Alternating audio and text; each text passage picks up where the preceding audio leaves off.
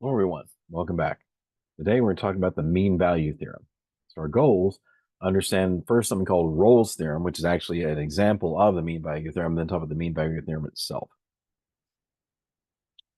So, let's take a look. First, is introduce what's called Rolle's theorem. Let's read this and we'll explain over here on the right what it means. So, it says a function f is continuous on a closed interval a, b. Remember, closed means the endpoints are part of the interval, the interval points are contained, and is continuous, also differentiable on the open interval AB without the endpoints. That means basically it's kind of smooth, no corners, no holes, something like that. Of course, is to be continuous, it can't have any holes or gaps, but also means it's smooth, no sharp edges or points. And it says that if f of a equals f of b, in other words, the y values and endpoints are the same, there's at least one point in C where the derivative of the function is equal to 0. So let's explain that over here.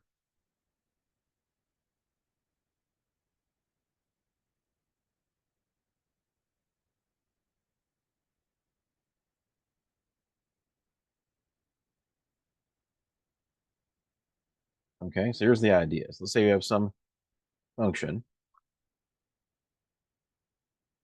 This is A, this is B, okay? And let's say whatever Y value is, let's say both A and B have the same Y value, okay? So f of A is Y, and f of B is equal to Y, the same Y value. What this says, if these two Y values are the same, and the function is between these two is continuous, no holes, no gaps, that means that somewhere, at least one place, have a place where the derivative is equal to 0. I can have more than that, but I have to have at least one. So in this one I just drawn right here, at this point, f prime of x is 0. And also at this point right here, also f prime of x is 0. Okay? Has to be at least one, but can be more than one. Once again, what that means, why that's true, is that if the y values have the same place, there's some continuous function between them. If I go to a different y, okay, I say right here that basically the only way this can happen is either the function is constant, it's always the same y value, which is possible, though not interesting, or if my y value changes by up or down, I have to come back to the same y. So if it's continuous, then I have to go through,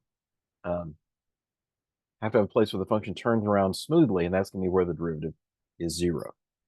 Okay, that's the idea of Rolle's theorem. All right, now let's take a quick look at examples where this wouldn't be true and why the function is continuous. Okay, why that would be a problem. Let's see, let me think just a second.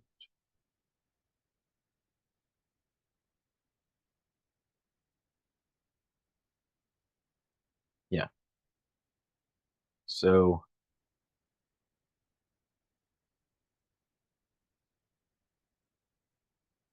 if it's not continuous, I'll just abbreviate that. I'll say it may not be true.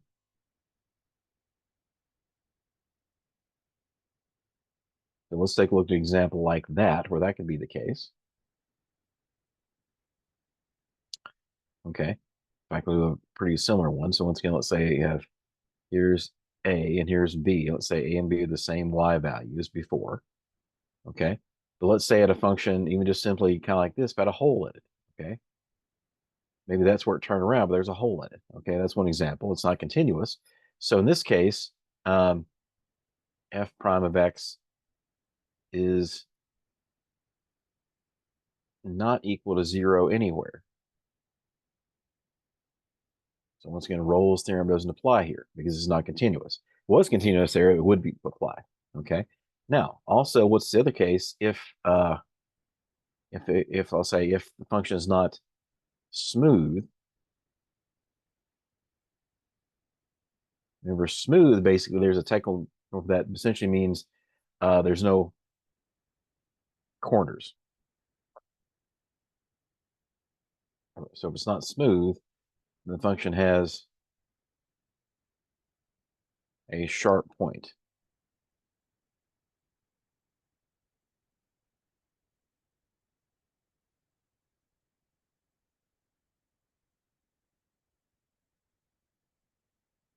Okay, let's look at a similar one. So places where it break down if we don't have those conditions. So here's our A again. Here's our B, and assume that A and B have the same Y value. What if you had a function like this? It's just like a rooftop. Okay. Now here, basically where the function does change direction, it's not smooth. The derivative doesn't exist there. So f prime of x doesn't exist right here at this corner. Okay. Because your limits are different from both sides. So not so what that means, the derivative is not equal to 0 anywhere.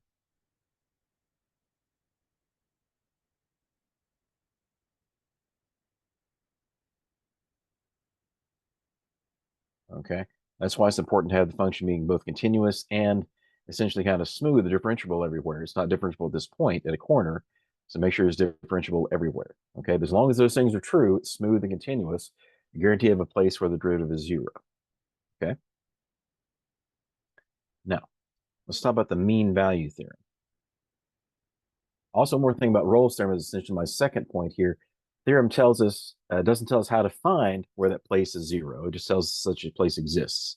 It tells there's at least some place where the derivative of 0. It doesn't tell us where that is. Now let's start with the mean value theorem.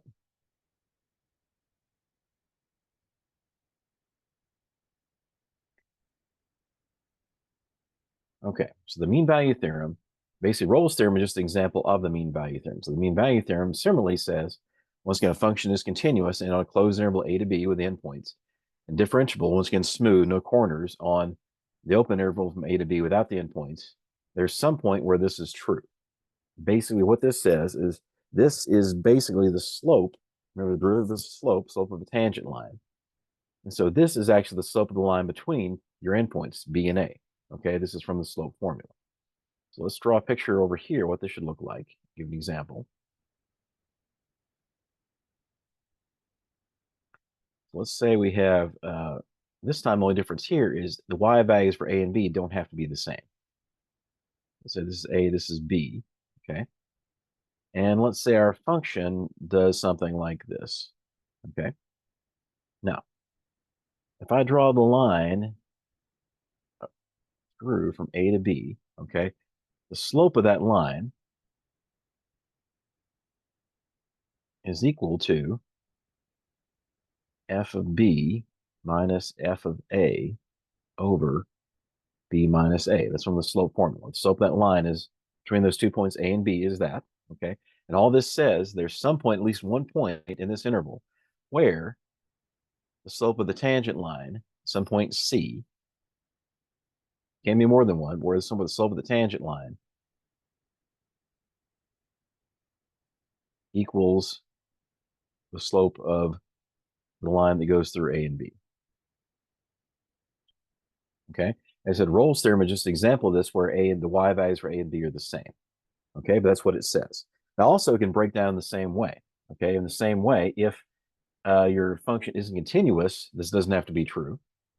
And also, if your function is not differentiable, if it's not smooth as a corner somewhere, this also doesn't have to be true. This is only true those conditions. But as long as those conditions are hold, you're on a closed interval where the function between a and b is both differentiable and continuous. You're guaranteed to have some place where the derivative is equal to the slope of that tangent line.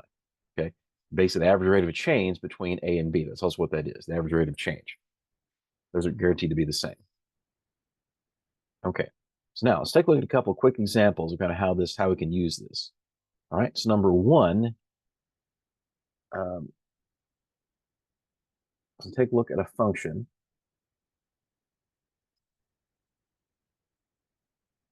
So let's ask is this question. Does Rolle's theorem, let's abbreviate that, THM, apply to the function f of x is equal to the sine of 2x on the interval from 0 to pi over 2. Okay, once again, let's double check. There's a closed interval. Let's see if the function is in fact smooth, and basically if it fits Rolle's theorem. Okay. So let's actually graph that. Let's go to Desmos. Okay.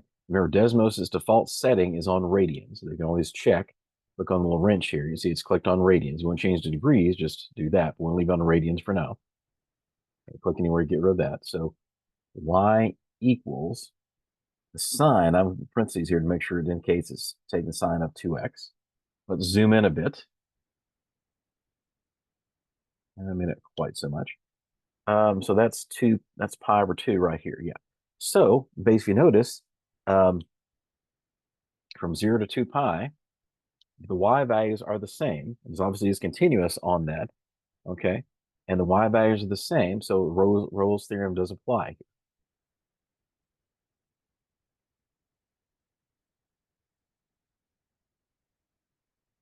All right. So we do a quick graph of that. What we see, that part looks something like this. Okay. Here's 0. Here's pi over 2. 2, I may have said 2 pi over 2. Okay. So f of 0 is equal to f of pi over 2 with a 0 and is continuous on that section. So Rolle's theorem does apply.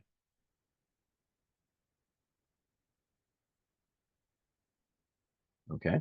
Now, it says part 1. Now I want to find, let's say I want to find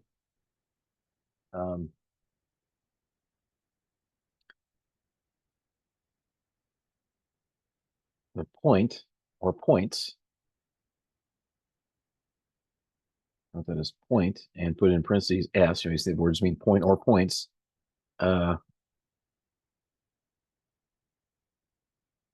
Guaranteed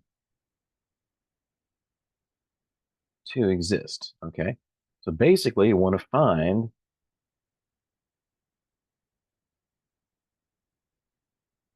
the point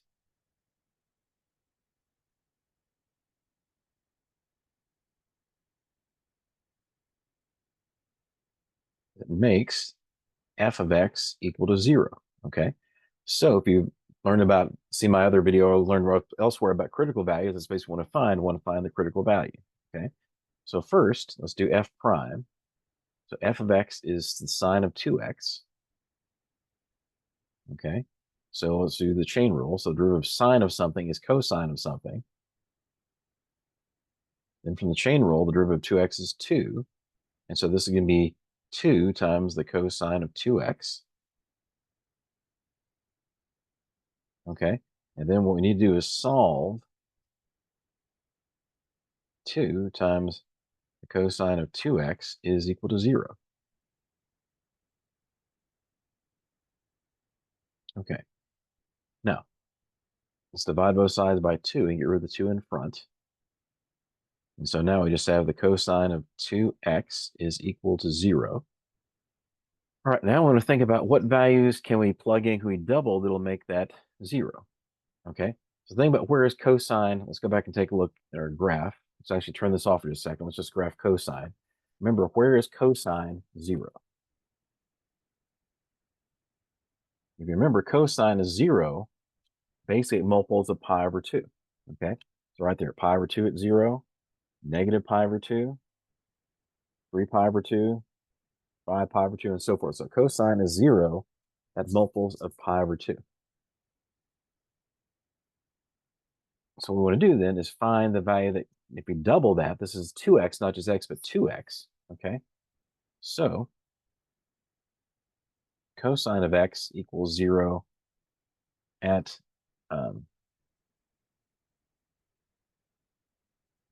multiples of pi over 2. Okay, so what we're going to do then is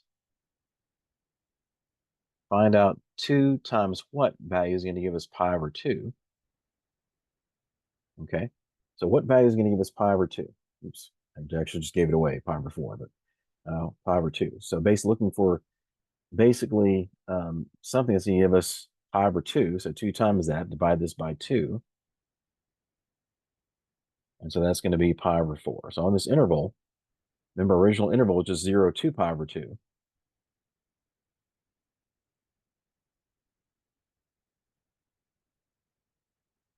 Okay, x is equal to pi over 4 on this interval from 0 to pi over 2.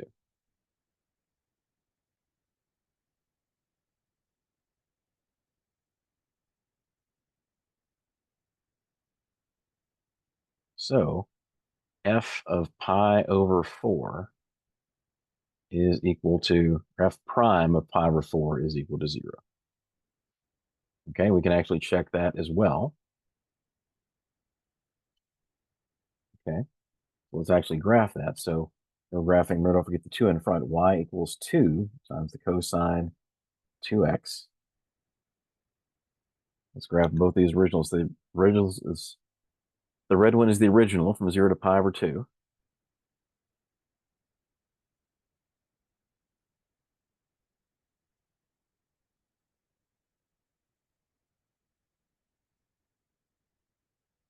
Okay. And right, we said it should be 0 at pi over 4, the derivative. And yeah, it's 0 at pi over 4, as we said. Good. That's what we expect. Okay, let's do one more, kind of like that, with a similar one with the mean value theorem. Now, one more thing. So what happened? The first question was, is Rho's value apply on this? Now, what's the interval wouldn't apply? What if we change it to say to pi or something like that? Okay, or some other values. Let's go back and take a look one more time at the graph. This one we chose pi over 2. Let's get rid of this graph. Okay, our original one. From 0, pi over 2. Okay, and clearly, for Rolle's theorem to be true, the y values or endpoints have to be the same. What if we chose, for example, pi over 3 pi over 4 is 0 to 3 pi over 4? That wouldn't be true anymore. Okay, so in that case, your y values would not be the same, so Rolle's value wouldn't apply on the interval from 0 to 3 pi over 4. The mean value theorem would apply, but not Rolle's theorem. Okay. Now let's at one more similar one. Let's do this one, though, with the mean value theorem.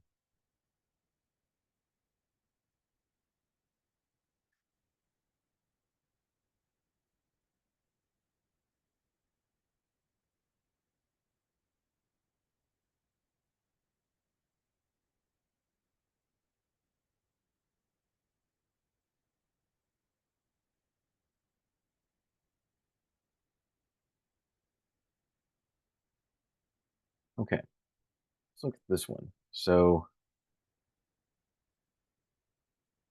the question, does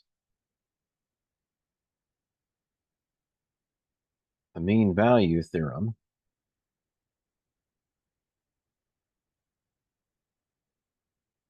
apply for this function, f of x is equal to x plus 1 over x, okay, but specifically on this interval from 1 to 3.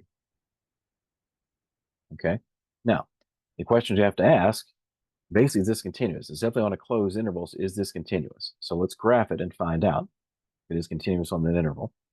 Let's check this one off. So let's graph this. Y equals x plus 1 divided by x. You have to zoom out a bit. All right. So the question we're asking is from 1.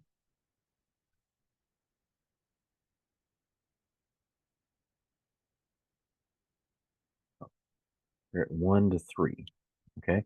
At 1, then to 3. Or is it? Yeah, 1 to 3.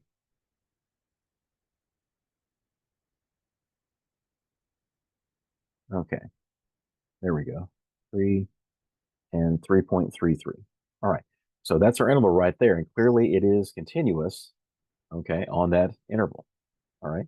And it also exists. So you notice we included, if an interval included, say, negative 1 to 3, then it wouldn't be continuous because you have an asymptote right in the middle because, of course, if you divide by 0, you get this undefined. So in this case, it's definitely continuous on the interval. So that works.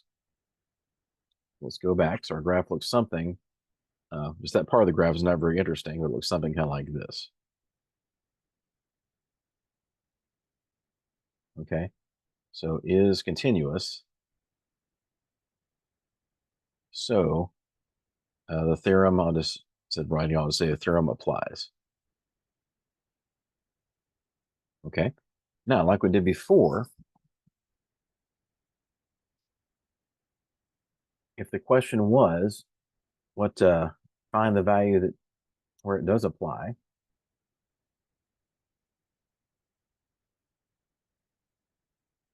find the points where it's guaranteed to exist. So this point, let's go back to our graph. Let's actually get those points.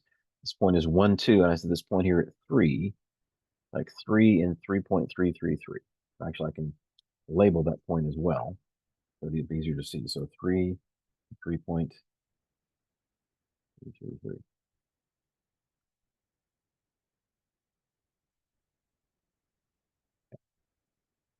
Label that, and also the point 1, 2.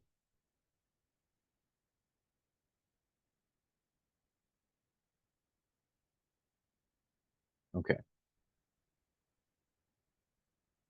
This point right here is 1, 2, and this point is 3, and basically 3 and 1/3, so 3.333.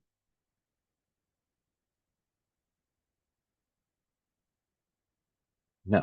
So remember what the mean value theorem says is basically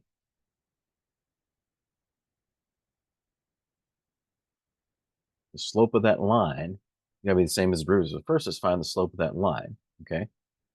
So the slope of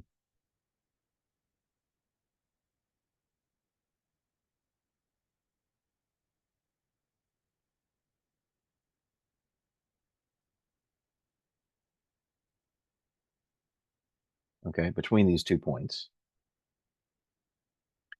is going to be equal to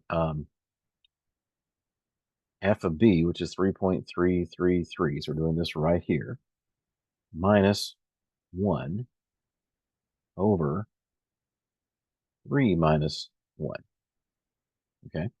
We're doing so the y values minus the values is like the slope. And so that's going to be 2.333 over 1, or just 2.333. Okay. Now, we need to find the value that's going to give us that. And also, we could write this as same as 2 and 1/3. And that should be also 7/3 if you want to use it as a fraction. Okay, the same as 7/3.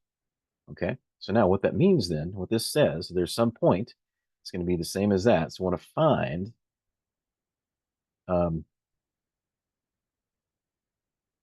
x value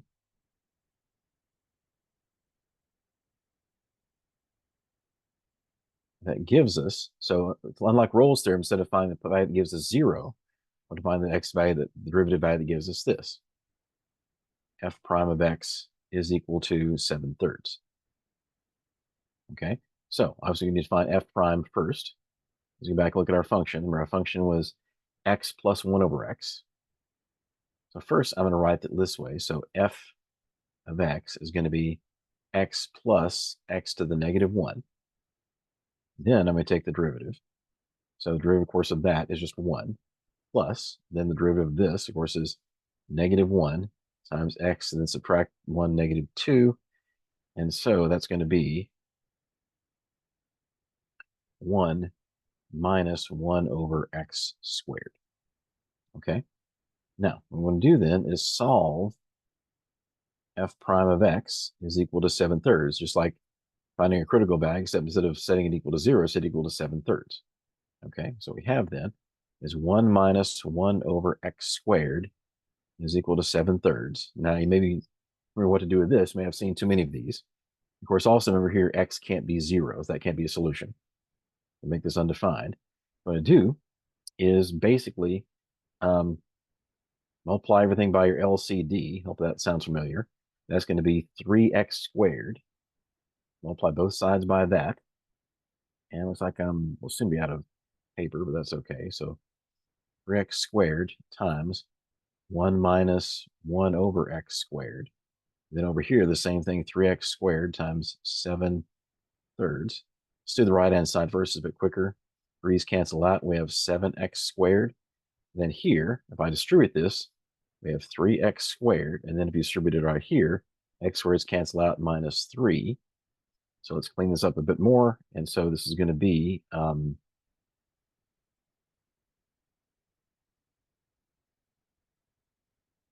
on a second.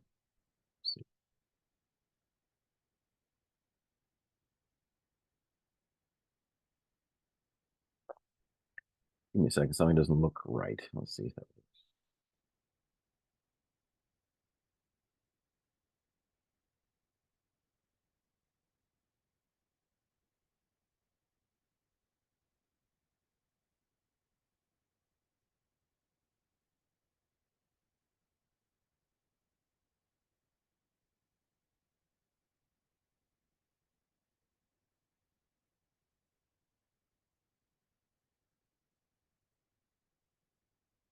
Okay.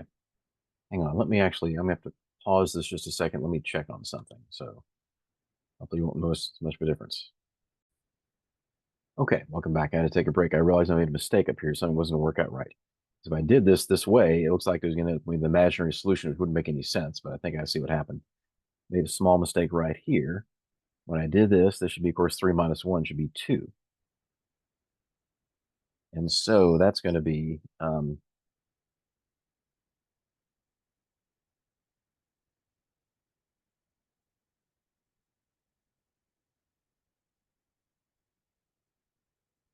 well, we'll just do this as a decimal. You get, the main point is understand the idea here. So 2.333 divided by 2.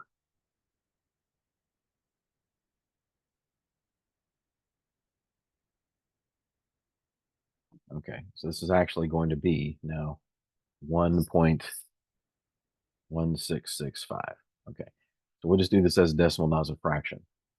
All right, so let me go through and change that.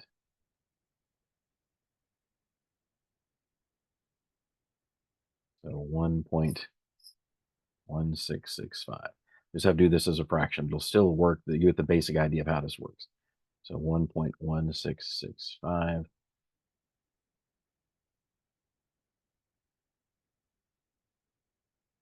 All right, so now we just multiply both sides by just x squared, not 3x squared.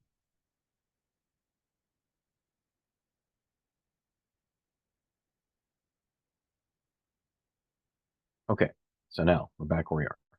Okay, so well, actually a bit more. Get rid of that line, redo that line. Okay, so all right, so change all that. So now we have 1.1665 times x squared. Distribute this. We have x squared minus 1. Okay, so now let's subtract x squared from both sides. We have negative 1 is equal to 0.1665 x squared. Now this is going to be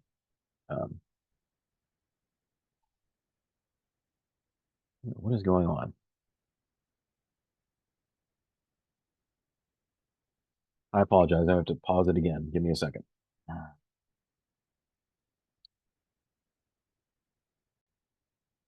Okay, once again, I'm back. I'm sorry, I realized I made another mistake up here doing this. Made a very simple mistake, but it was stupid on my part. So let me just erase this. Okay. The problem is we keep on going the way we're going, we would get imaginary solutions, and that can't be true. This should not be a 1. This should be a 2 right here. Sorry about that. So this should be a 1.333 divided by 2.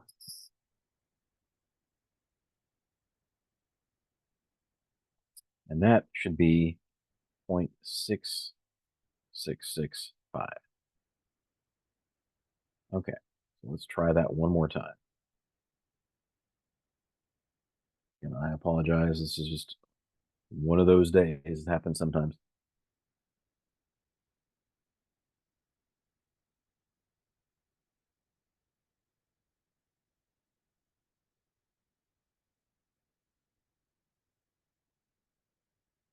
Okay, so this should be 0.6665.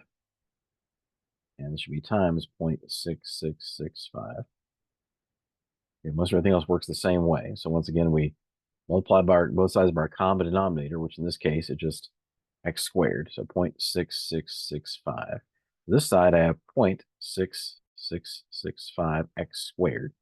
Okay, now if I subtract x squared from both sides, I have minus 1 is equal to, and then 1 minus that is going to be negative 0.3335 x squared. There we go. So now let's turn this around, divide both sides by negative 0.3335.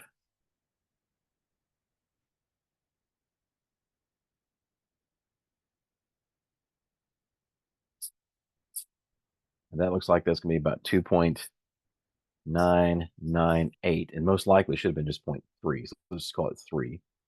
Okay. I imagine since I rounded off some, did a decimal, it probably should be about 3. And so x squared is equal to 3. Okay. And so remember that x squared, or x squared is equal to 3. And what that means is an x is equal to plus or minus the square root of 3. And the square root of 3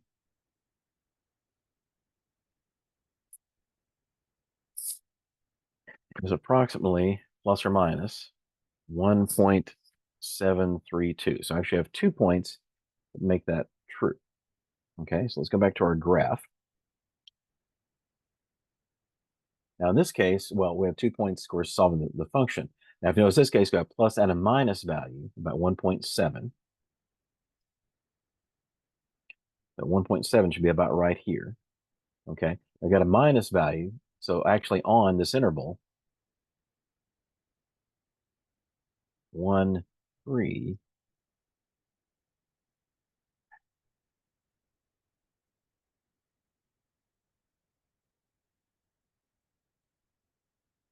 value is the square root of 3, the positive version, which is approximately 1.732. So what that means to our graph, right, hang on, go back to our graph. Let's actually zoom in a bit. All right, so if you made a line straight from this point to this point, straight line, that slope would have the same, basically, slope of that graph. If you did the graph value the derivative about 1.7, it'd have the same slope. Okay, so that's what the mean value theorem tells us. All right, just kind of review what we learned so far. Let's learn about the Rolle's theorem and the mean value theorem.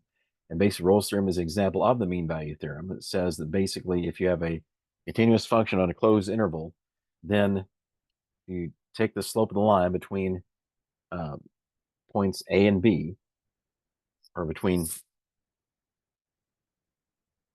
the endpoints, rather, take this slope of that line between them is equal to the derivative of somewhere. That's going to be true somewhere in that interval.